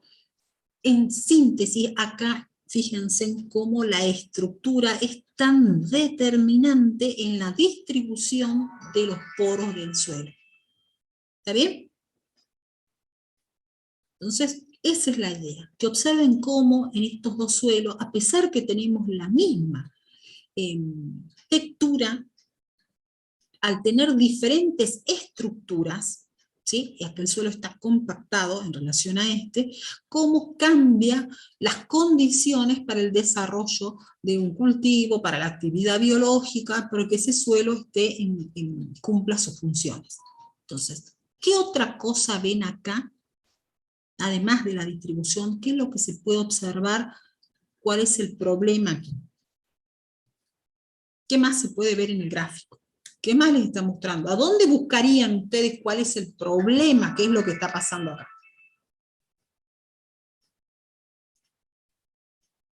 Profe, ¿no es la cantidad de arena?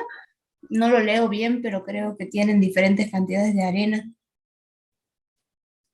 No, es la misma. Estos dos, ¿no? Estos dos son. Prácticamente es la misma. Sí, puede haber pequeñas variaciones, pero prácticamente es lo mismo. ¿Qué es lo que hace? Vuelvo a lo mismo. ¿Qué es lo que dije hace rato? ¿Qué les parece a ustedes? ¿Qué es lo que determina que haya buenos macroagregados en el suelo?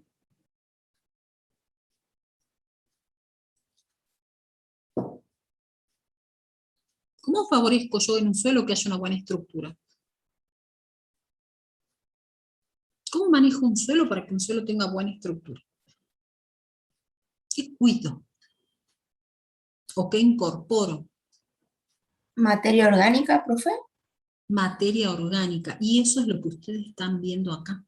Fíjense en los contenidos de materia orgánica que hay en este suelo, que tiene una buena estructura y un buen porcentaje de macroporosidad. En relación a fíjense en cómo se ha caído la materia orgánica. Si bien no me dice, acá este suelo está compactado por el excesivo laboreo, no sé si es porque se compactó por pisoteo del gas, no sé, pero sí, fíjense en cómo en los valores me está mostrando cómo hay una caída de los contenidos de materia orgánica. Tengo la misma clase textural, pero los contenidos de materia orgánica son diferentes, y eso favorece que acá tenga una buena estructura y este suelo no. ¿Se entiende? Entonces, siempre que yo quiero mejorar la calidad, mejorar la estructura de un suelo, ya sea porque estructuras más estables, la incorporación de la materia orgánica es importante. Y ustedes ya han visto por qué. ¿Está bien? Bien. Sigo entonces. Ya vimos lo que es la porosidad. Ahora lo que vamos a ver es la densidad de los suelos. ¿Qué es la densidad? Como ustedes vieron química, la densidad es lo que relaciona es la masa de un suelo, y ojo, la masa de un suelo seco con el volumen que ocupa. Y cuando hablamos de suelo vemos dos tipos de densidad, la densidad aparente y la densidad real. Cuando yo hablo de densidad aparente, ¿sí? Hace referencia a una muestra de suelo donde se consideran los poros, es decir, estoy hablando de una muestra de suelo de campo, ¿sí? Que yo trato de no alterar y donde puedo observar los poros que tiene, ¿sí? Por eso es que dice que la densidad aparente tiene en cuenta, ¿sí?, la fracción sólida y también los espacios porosos. En cambio, cuando yo hablo de la densidad real, o también se llama densidad de partícula, ¿sí?, yo solamente estoy considerando la fracción sólida del suelo, no considero la porosidad. Entonces, ustedes se imaginan, si yo tomo un agregado del suelo, esto es lo que me representa este cubo acá, me representa un agregado del suelo con su estructura, con sus poros. Si yo ese agregado del suelo lo compacto, ¿sí?, lo muelo, destruyo la estructura y mido el volumen que ocupa la fracción sólida de este agregado, fíjense en cómo lo que me muestra es que se reduce lógicamente el volumen, ¿sí? Y aproximadamente, como para darme un ejemplo, se reduce a la mitad. Entonces, si yo hago la relación entre este volumen, ¿sí?, que más o menos de 0,5 centímetros cúbicos, y más o menos lo que pesa, me muestra que la densidad real aproximadamente es de 2,66 gramos por centímetro cúbico, ¿sí? En cambio, en esa misma muestra, cuando yo considero los poros, ¿sí?, no altero la estructura, yo tengo un volumen de 1 centímetro cúbico, el mismo peso, y por lo tanto mi densidad aparente es menor, 1, gramos centímetros cúbicos, 1,33 gramos por centímetro cúbico.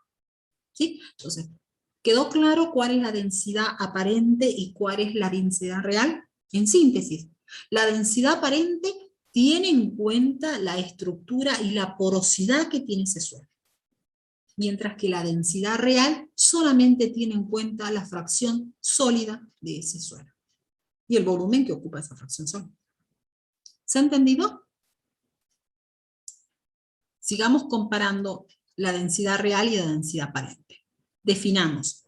Entonces, la densidad real, o la densidad de partículas, es la densidad media de las partículas del suelo sin incluir el volumen de poros. Recuerden que no incluimos el volumen de poros. Al contrario, destruimos la estructura. Solamente nos interesa la fracción sólida. ¿De qué depende? Y de la composición. ¿Cuál es la composición de la fracción sólida de ese suelo? Y de la estructura química de los minerales que tenga ese suelo. Y ahí, ojo, esto de la composición. No es lo mismo un suelo rico en materia orgánica que un suelo pobre en materia orgánica. Cuando habla de la estructura química, no es lo mismo que sea un halófano, ¿sí?, que tenga, por ejemplo, arcilla de tipo halófana, o decir, cenizas volcánicas, ¿sí?, que son muy livianas, de baja densidad, a que sean materiales, minerales comunes de un suelo. Es un valor permanente, lógicamente, estable, y en general, para un suelo mineral, tiene valores de, en promedio, de 2,65 megagramos por metro cúbico, o lo que es lo mismo, gramos por centímetro cúbico. ¿Está bien? Para que ustedes vean un ejemplo, ¿de dónde salió ese 2,65? Generalmente los suelos que dominan, nosotros acuérdense, vamos a trabajar con suelos minerales. Los minerales que dominan un suelo son cuarzo, feldespato, caolinita, montmorillonita, tienen menos de son bajos contenidos en materia orgánica. Fíjense en la materia orgánica, lo liviana que es, la baja densidad que tiene, 0,9 a 1,3 gramos por centímetro cúbico. Por lo tanto, en un suelo donde haya mucha materia orgánica va a ser menos denso. Salvo casos excepcionales, en un suelo puede haber magnetita, ¿sí?, o mucha limonita o hematita. Fíjense en que son minerales que tienen hierro, son más densos. ¿Está bien? Y en ese caso se va a alterar, va a dar valores más altos la densidad real. Pero en general, fíjense en que tienen estos valores rondan, el rango es entre 2,7 y 2,6, por eso es que en general nosotros hablamos de valores de 2,65 en promedio. En síntesis, si a mí no me dan el dato para hacer algún cálculo de la densidad real de un suelo, yo sé que puedo tomar para un suelo mineral un valor medio de 2,65 gramos por centímetro cúbico. Y hay casos excepcionales donde ese valor se va a alterar. ¿Cuándo? Cuando tenga minerales que son muy ricos en hierro, como magnetita, limonita, hematita, que son más densos, fíjense, me va a dar valores mayores, o cuando sea muy rico en materia orgánica, porque la materia orgánica es poco densa. ¿Sí? ¿Quedó claro?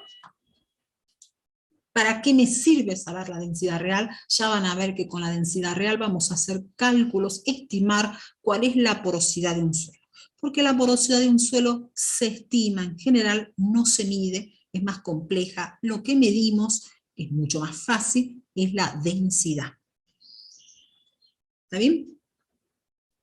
Entonces, para que ustedes vean, como ejemplo, los suelos derivados de cenizas volcánicas tienen valores, no llegan ni siquiera a 1 gramo por centímetro cúbico, o lo que es equivalente, ni siquiera llegan a 1 megagramo por metro cúbico. Esas son las unidades. Ojo con eso, presten atención.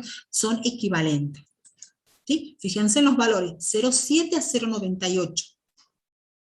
Un suelo orgánico, es decir, un suelo donde tengo altos contenidos, ¿sí? Más de un 15, 20% de materia orgánica, altísimos los contenidos de materia orgánica, mucho más. Entonces tengo valores entre 1,1 y 2 megagramos por metro cúbico, mientras que los suelos minerales tienen valores de 2,4, este tiene mucho contenido de materia orgánica, tiene 15 a 20, por eso tiene 2,4, porque los suelos minerales comunes tienen valores en promedio de 2,65. ¿Sí? ¿Está bien eso? ¿Se entiende esto?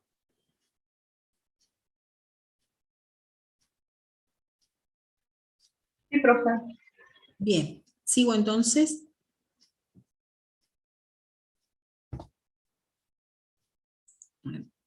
Bien, gracias, Simón. Sigo. Entonces, ¿cuáles son los factores que me van a hacer alterar la densidad aparente?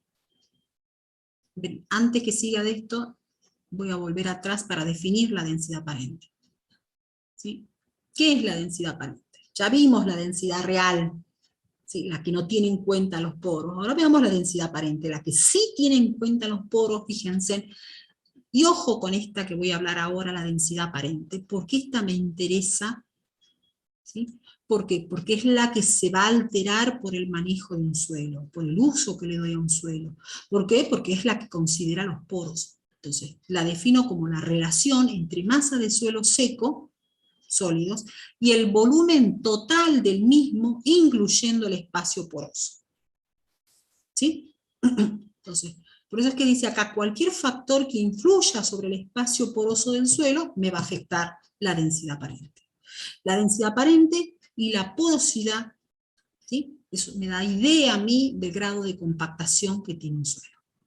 Fíjense, justamente cuando yo quiero medir la densidad aparente, lo que hago es tomar una muestra del suelo que en lo posible esté lo menos alterada posible.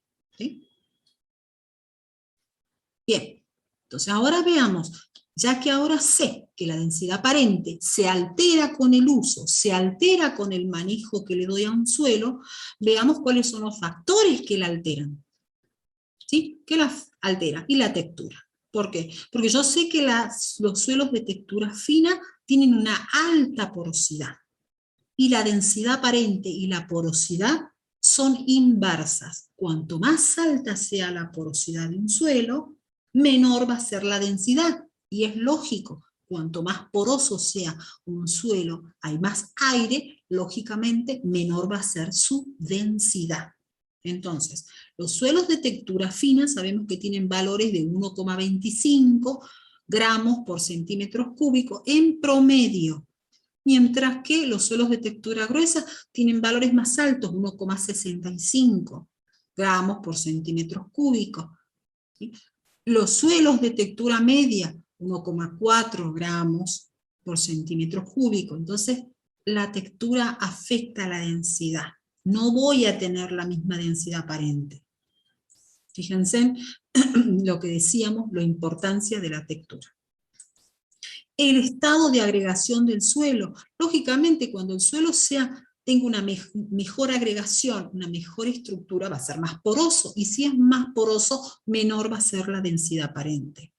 ¿Está bien? La materia orgánica. La materia orgánica afecta a la densidad aparente en dos formas. Primero, porque la materia orgánica favorece la agregación, y si favorece la agregación, va a hacer que la densidad aparente se reduzca. Y a su vez, porque la materia orgánica en sí misma es de poca densidad, entonces va a hacer que la densidad aparente sea menor.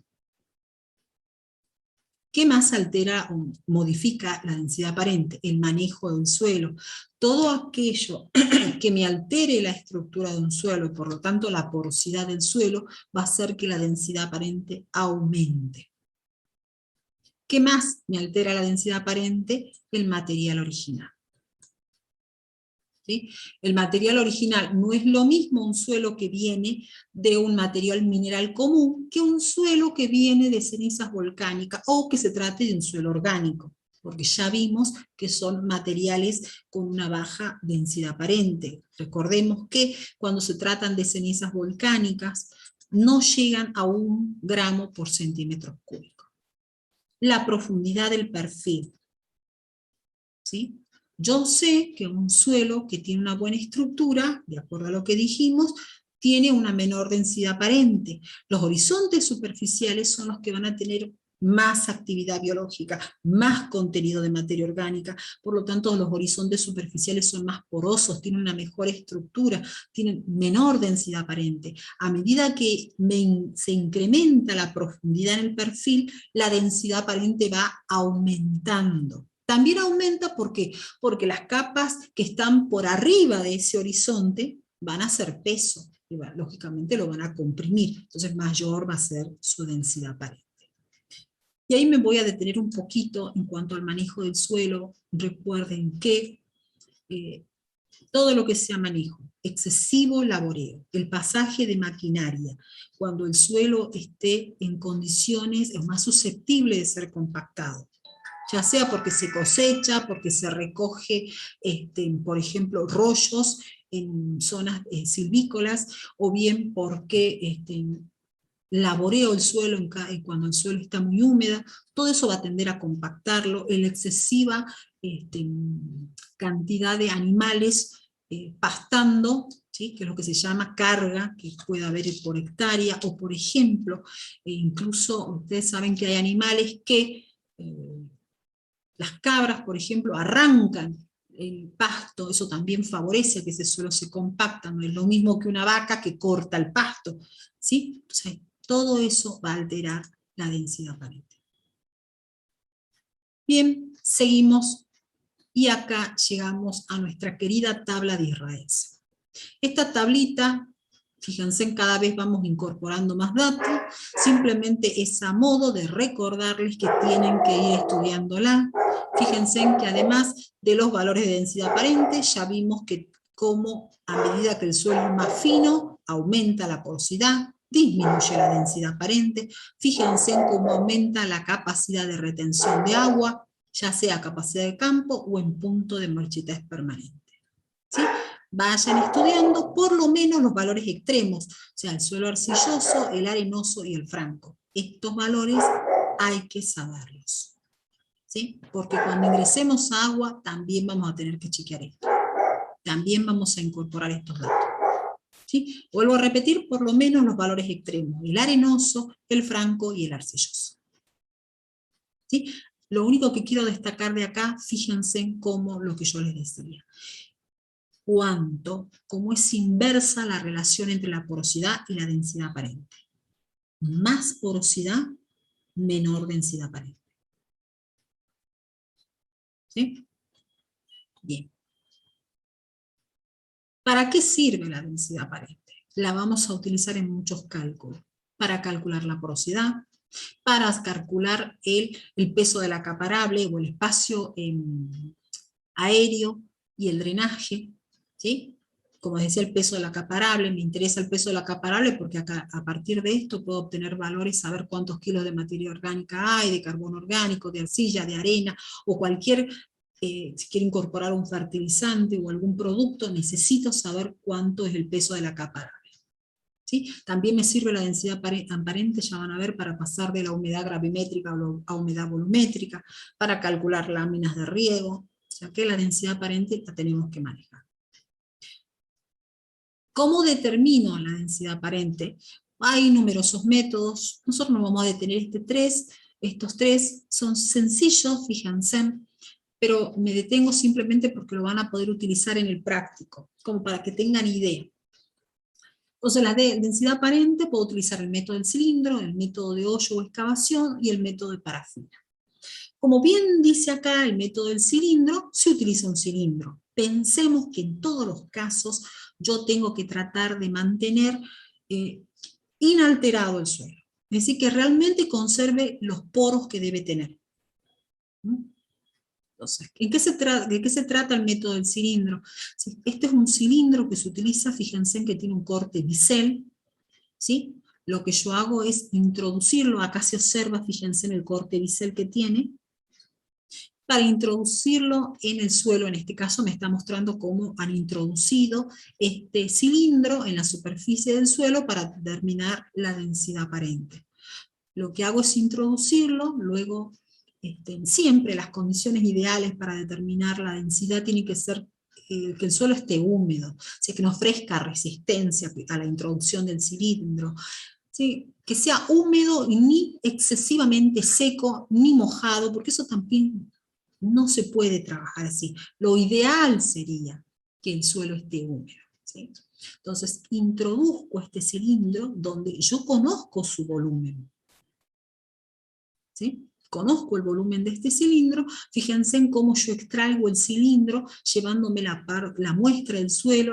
Lo ideal sería que yo lo introduzca con facilidad, que no use una masa, o sea, generalmente se coloca una madera y se le da con una masa, pero eso me altera la estructura, ¿sí? Lo que tiene es que la determinación de la densidad aparente es muy variable. Entonces tengo que tomar muchas muestras para en general disminuir la variabilidad. Aquí lo que me está mostrando es cómo están tomando muestras en horizontes subsuperficiales, cómo se introduce el cilindro. Fíjense en cómo yo me llevo, cuando yo saco este cilindro, normalmente lo que hago es cavar a la vuelta, de modo que no se altere, y me llevo con un poco de muestra de suelo, y después lo voy sacando.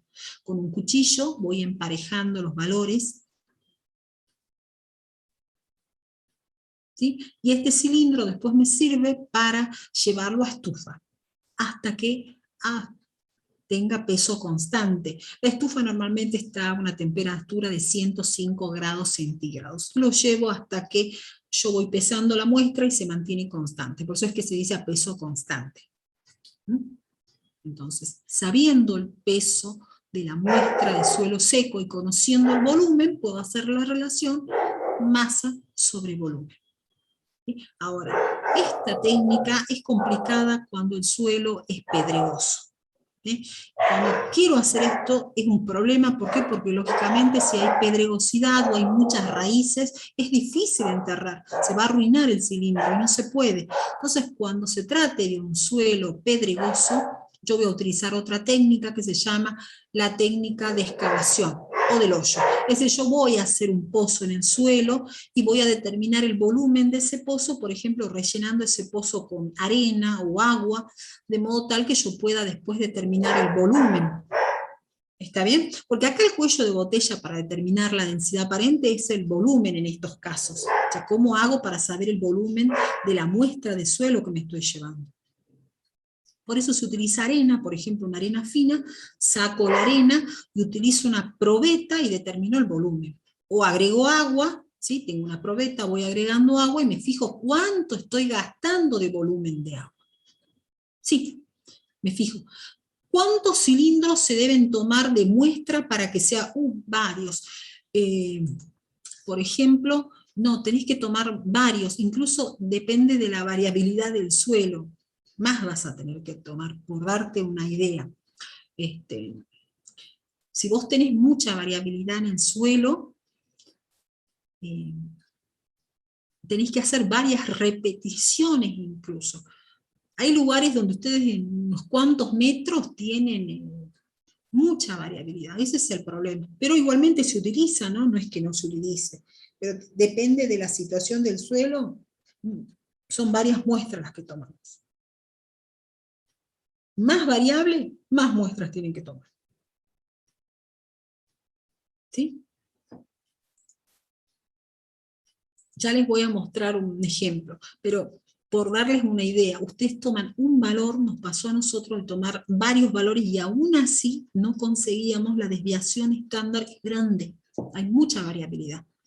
Entonces, por eso les digo, depende del suelo donde ustedes estén. Bueno, le mostraba el método de hoyo o excavación. Vuelvo a repetirles, esto es cuando hay pedregosidad o cuando se trata de un suelo forestal. Bueno, estos son otros ejemplos que para no utilizar agua o no utilizar arena, lo que se utilizaba era un ejemplo de un trabajo donde se utilizó un policarbonato. Fíjense en cómo se lo agrega en el hueco para poder después medir el volumen. El volumen lo determinan porque lo introducen en un balde con agua y miden el volumen desalojado utilizando Arquímedes, y bueno, y de ahí sacan el volumen que tiene. Porque siempre va a ser nuestro cuello de botella, vuelvo a repetirle, determinar el volumen cuando ocupemos la técnica esta del hoyo o excavación. De todos modos, tampoco son técnicas difíciles, ¿no? Bien. Me quedan unos minutitos, simplemente hay un ejemplo, ustedes tienen en el práctico un ejemplo donde les da un ejercicio, vayan mirándolo, donde tienen un cilindro, les da el diámetro, les da la altura, ¿para qué? Para que calculen el volumen. Les da el peso del suelo, ¿sí? Acuérdense que ustedes tienen que considerar el peso del suelo seco, razón por la edad, les da el peso con el cilindro, entonces ¿para qué? Para que después le resten el cilindro. Y recuerden otro detalle que causa error justamente cuando hacen los cálculos, y es que el suelo debe estar seco.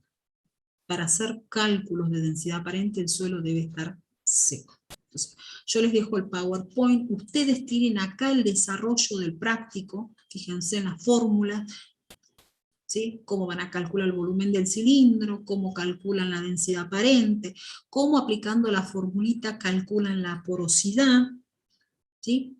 Cómo se puede calcular el peso de la acaparable, o sea, muy sencillo, eso va a quedar en la plataforma, ¿sí? Cosas que ustedes tienen un modelo para poder determinar, para hacer los cálculos.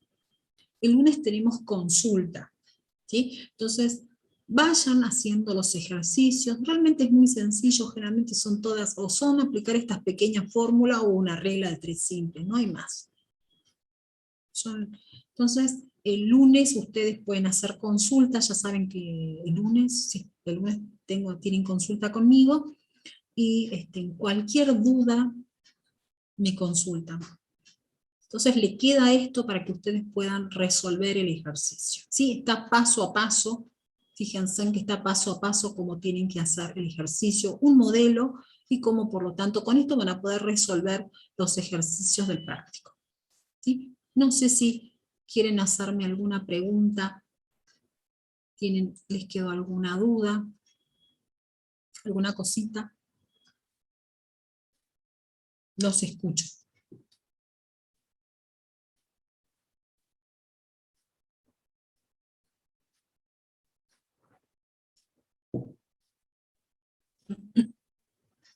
Bueno, si no, yo dejo todo esto, va a quedar, vuelvo a decirles, en la plataforma, queda el práctico, vayan resolviendo. Me parece que es un tema fácil, es muy amigable, como dirían ustedes. No tiene muchas complicaciones, con el ejercicio modelo van a poder hacer. Gracias, Paulina. Gracias, chicas, por contestarme, Carla. Bueno, cualquier cosa entonces, cualquier duda, el lunes nos estamos viendo. Tienen el fin de semana para resolver los ejercicios. Bueno, y el lunes me consulta. ¿Mm? Bien, profe, gracias. Gracias.